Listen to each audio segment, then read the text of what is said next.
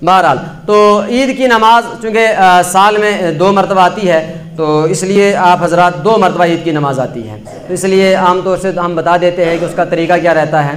पहली तक 2 रकात नमाज हम पढ़ते हैं, ये वाजिब है। इस वक्त आज ईद उल फितर है, तो 2 रकात नमाज ईद उल फितर वाजिब, पीछे इमाम साहब के, ये आपने नियत करनी है। फिर अल्लाह अकबर कह करके हाथ कानों तक उठाने, कानों तक के हर एक की दलाइल हैं, वो दलाइल में नहीं जिक्र कर रहा हूँ, हाथ कानों तक उठाने, इसलिए हर मसले पर दलाइल हैं अल्हम्दुलिल्लाह हमारे पास। तो कानों तक हाथ उठाने अल्लाह अकबर कहकर, फिर हाथ नीचे रख करके नाक के नीचे हमने हाथ बांधने हैं, और हाथ बांधने के बाद आप सना पढ़ेंगे, सना, सिर्फ सना पढ़ेंगे, सना, सिर्फ सना, सिर्फ सना। उसके बाद फिर दूसरी इमाम कहेगा दूसरी मरतबा अल्लाहु अकबर, आप भी साथ में कहेंगे अल्लाहु अकबर, हाथ भी उठाएंगे और हाथ छोड़ देंगे। फिर तीसरी मरतबा इमाम कहेगा अल्लाहु अकबर, आप भी हाथ उठाएंगे फिर हाथ छोड़ देंगे। चौथी मरतबा इमाम कहेगा अल्लाहु अकबर, फिर उसके बाद अल्लाह कहने के बाद फिर हाथ बांध देंगे। आपने पढ़ना कुछ नहीं है, अब इमाम की जिम्मेदारी है, इमाम पढ़ेगा, इमाम किरात करेगा।